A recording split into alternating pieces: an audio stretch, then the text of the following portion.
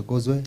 Alikuwa ni mtu wa kujitoa, alikuwa ni mtu ambaye yeye kwa jambo lolote ama katika njia za Mungu alikuwa amejitoa. Bwana asifiwe. Na yeye na nyumba yake walikuwa wanamcha Bwana. Haleluya. Na alikuwa anapeana. Alikuwa ni mtoaji, alikuwa mtu ambaye anatoa. Alijulikana kwa sababu hata kama alikuwa katika cheo kikuu, haleluya, hakuenda tu. Unajua siku zetu tumeona watu, ama katika taifa letu tumeona watu ambao wako katika vyeo na watu ambao ni wakubwa katika taifa, lakini kazi yao ni kuchukua pesa hata zile ambazo hazistahili, wanazipeleka kwa wanaenda kwa wananunua mashamba, wanafanya vitu zingine, si mumeelewa? Bwana asifiwe. Wanaenda kuinvest kwa ajili yao wenyewe. Wanaiba, wanaenda kutumia hizo pesa kwa kitu ambacho sio cha kweli. Haleluya. Bwana asifiwe. Nataka tuone hili huyu mtu, hizi vitu tatu ambazo alikuwa nazo. Ninaamini ya kwamba hili neno litatusaidia, maana kama kuna kitu ambacho ni kizuri ambacho kinaweza kutusaidia wewe na nyumba yako, ni kujua, je, nyumba yangu inamcha Bwana? Haleluya. Unajua sana sana, kwanza sisi wazee huwa tujali kama watoto wanakaa aje. Si ni kweli? Kuna watu hawajariki watoto wanakaa aje, hawana haja kama wanaombaga. Hakuna mtu ambaye anaweza uliza, tunaulizaga kama wanasoma. Si ni kweli shuleni? Niko ukifika kwa nyumba, mlikuwa aje shuleni? Lakini nilea sana ukute ya kwamba mtu mcha Mungu na anafuatilia mpaka watoto wake kumtafuta Mungu. Watu wengi sana sana tunaweza push watoto kwa mambo ya kawaida, masomo ya kawaida, lakini ikifika ni kumcha Mungu, hatuwezi tolewa ushuhuda kama huu Kornelio alitolewa. Maana neno la Bwana linasema ya kwamba yeye na nyumba yake walikuwa wacha Mungu. Bwana asifiwe. Ni ya kwamba ungekutana na mtoto wake, ungejua huyo mtoto wa Kornelio, maana vile anaongea kama mtu ambaye anamjua Mungu. Haleluya. Bwana asifiwe. Na nikaelewa ya kwamba haikuwa tu kawaida ya kwamba malaika anakuja tu hivi kwa Kornelio. Kuna vitu aliangalia. Kuna vitu Mungu aliangalia katika maisha yake. Mungu hata kuja tu kwangu. Haleluya. Sometimes tunahitaji uwepo wa Bwana, lakini sisi kuna mambo tunastahili kuangalia. Kuna mambo tunastahili kuuliza Bwana, ni kipi hicho ambacho kiko kwa moyo wako? Na je, Mungu anaweza kukubalia malaika wake wa kuhudumie? Haleluya. Kama Kornelio, Mungu anaweza kubalia Roho wake Mtakatifu wa kushauri kwa jambo lolote, kwa sababu kitu cha kwanza, wewe unamcha Mungu, umejitoa kwa Mungu, you are devoted to Bwana atukuzwe. You fear God, unamcha Bwana. Wewe na nyumba yako unatoa generously. Hallelujah.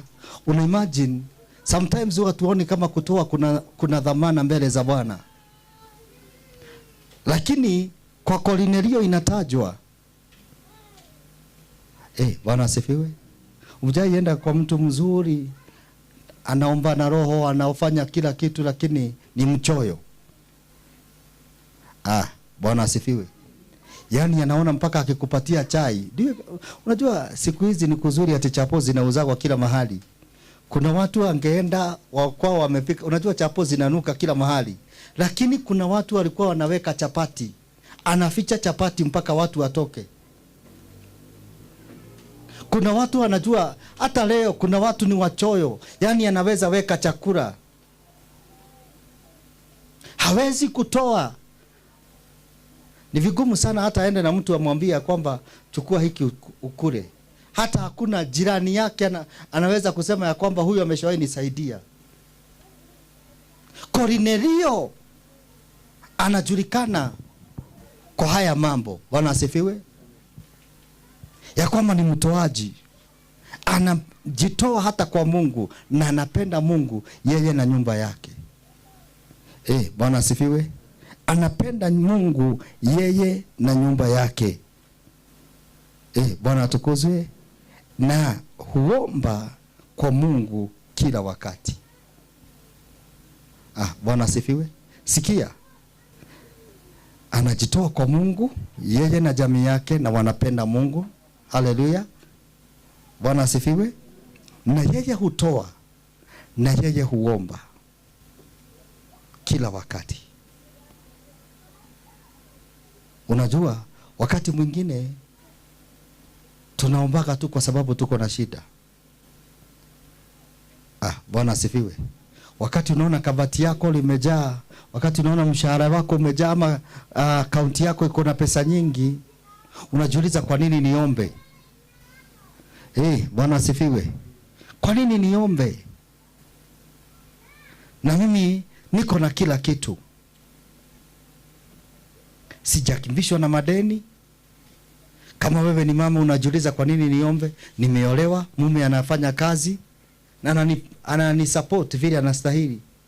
Lakini huyu neno la Bwana linasema alikuwa naomba kila wakati. Na kama kuna maamuzi tunastahili kufanya ni haya mambo matatu. Hizi siku ambazo tuko kwa maombi. Haleluya. Hizi siku ambazo tuko kwa maombi. Leo tuko siku ya 14. Bwana asifiwe. Bado tuna siku nyingi zimebaki. Haleluya.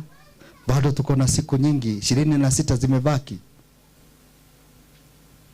Hivyo ningeomba ya kwamba haya mambo matatu yaonekane kwako.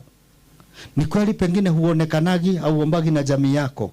Ni kweli huwa uinsist kuomba na jamii yako. Si hii siku za maombi kuzalike hili jambo katika jina la Yesu Kristo. Ya kwamba wewe na nyumba yako na watu wanaweza kusema na kuna kitu kimeonekana kwa nyumba yangu yako. Bwana atukuzwe. Kwa sababu tumemcha Bwana na tunampenda Bwana na tunaomba sasa na pamoja na jamii zetu. Wazee tukuache kuwa busy sana.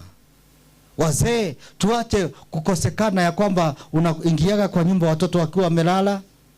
Haleluya.